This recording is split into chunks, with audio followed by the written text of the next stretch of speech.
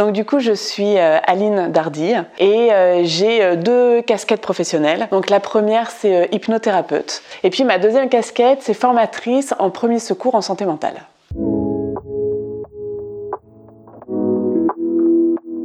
J'ai découvert quelque temps après la formation des premiers secours en santé mentale. Donc je suis devenue secouriste en santé mentale dans un premier temps et je me suis dit « Ah ouais, génial ». Elle est hyper complète, ça m'a permis vraiment de savoir à qui je pouvais faire passer le relais.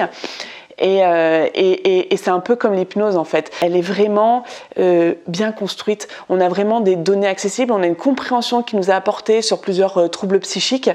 Et c'est vraiment une formation citoyenne dans le sens où tout le monde peut l'utiliser. Donc évidemment, j'utilise à titre personnel dans ma sphère personnelle et je l'utilise aussi dans ma sphère professionnelle. Et je me suis dit, mais il faut qu'elle soit encore plus connue, il faut qu'elle soit encore plus partagée. Et donc du coup, c'est là où moi j'ai décidé de devenir formatrice au premier secours en santé mentale. Voilà. Et alors c'est marrant parce que quand du coup je suis redevenue étudiante pendant 1 an et demi et en tant qu'apprentie, je me suis dit à plusieurs reprises, c'est marrant parce que j'ai l'impression d'apprendre l'usage de la parole. Et puis c'est le même processus qui s'est mis en place pour devenir formatrice, c'est-à-dire que j'ai suivi la formation dans un premier temps pour être secouriste, pour moi à titre personnel et à titre professionnel. Et en voyant à quel point cette formation était vraiment bien construite et à quel point elle était utile dans la vie de tous les jours, je me suis dit mais il faut qu'il y ait encore plus de gens qui la connaissent et j'avais envie de participer à ça et donc du coup c'est comme ça que je me suis formée pour devenir formatrice. En France, il y a un seul organisme qui forme les formateurs. Donc ça s'appelle PSSM France. Donc PSSM, c'est l'acronyme de Premier Secours en Santé Mentale. Et donc du coup, c'est tout un processus de sélection et de formation. Et après, en fait, on est autonome dans les formations qu'on donne, dans les lieux, dans les personnes. Voilà. C'est une formation citoyenne. Ça veut dire quoi? Ça veut dire qu'elle est accessible pour tous, à partir du moment où on a plus de 18 ans. Et elle est vraiment pensée pour que chacun d'entre nous, mais quel que soit notre métier, même si voilà, on est à la retraite, c'est aussi utile. L'idée c'est quoi? C'est de se dire pour mieux accompagner quelqu'un qui en a besoin, parce qu'on sent qu'elle va pas trop bien, mais comment est-ce qu'on pourrait faire pour l'aider? Et en fait là, ça permet de transmettre un plan d'action pour aider quelqu'un qui va pas bien. Alors à la fois quand la personne elle est hors crise, d'accord, et à la fois quand la personne elle est en crise. On apprend aussi ce que c'est la santé mentale, ce que c'est les troubles psychiques les plus fréquents. Donc on va voir les troubles de la dépression, les troubles de l'anxiété, les troubles liés à l'utilisation de substances. Donc là ça va être principalement l'alcool, les drogues et puis les médicaments sans ordonnance. Et puis tout ce qui est troubles psychotiques. Et l'idée c'est quoi? C'est vraiment comprendre ce que c'est pas, parce qu'il y a aussi des fausses croyances qui sont liées à tout ça, et se dire déjà quand on comprend mieux notre attitude, mais à l'intérieur de nous, elle est tout de suite mieux adaptée pour aider la personne. Et puis quand on est en crise, donc déjà comment est-ce qu'on fait pour différencier si on est en crise ou pas en crise, c'est quelque chose qu'on voit pendant la formation, et on voit différents types de crises et comment faire pour accompagner au mieux la personne. Donc on va voir une personne qui a des pensées suicidaires, une personne qui a une attaque de panique, une personne, les crises d'agressivité, les crises psychotiques sévères, les crises liées à l'utilisation de substances, voilà. Et l'idée c'est vraiment, si on a un oncle, une tante, une amie, un copain, un voisin, un collègue, comment est-ce qu'on peut faire en tant qu'être humain en fait, c'est vraiment ça, en tant qu'être humain, comment est-ce qu'on peut faire pour aller aider la personne.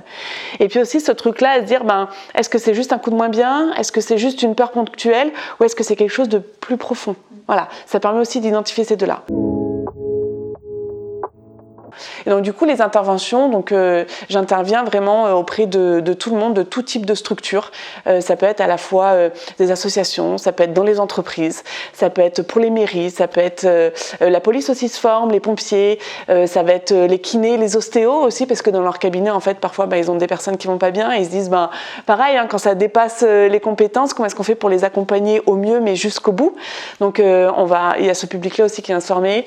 Il y a les praticiens du bien-être, pareil. Moi, je me suis formée en tant que secouriste pour ça et je trouve vraiment que ça permet de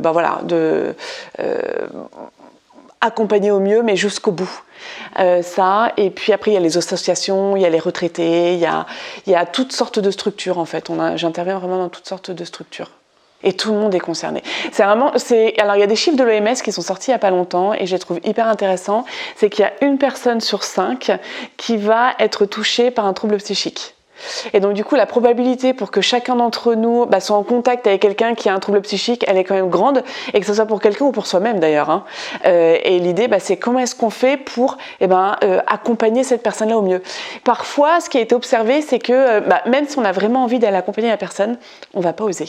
On va pas oser parce qu'on sait pas trop comment faire, on n'a pas envie d'empirer la situation, on sait pas comment la diriger, comment l'aider. Et bien là en fait c'est vraiment un plan d'action qui est partagé. Donc après, les personnes, vu qu'elles ont ça comme bagage en plus, comme outil en fait pour aller aider, elles osent plus. Une information qui pour moi est vraiment importante, c'est une conversation peut tout changer. Pour les premiers secours en santé mentale, ma motivation de devenir secouriste, c'est que en fait, je me suis dit, en tant que personne qui accompagne d'autres personnes, j'ai envie vraiment d'être outillée et avoir complètement conscience de mes compétences et quand ça dépasse mes compétences.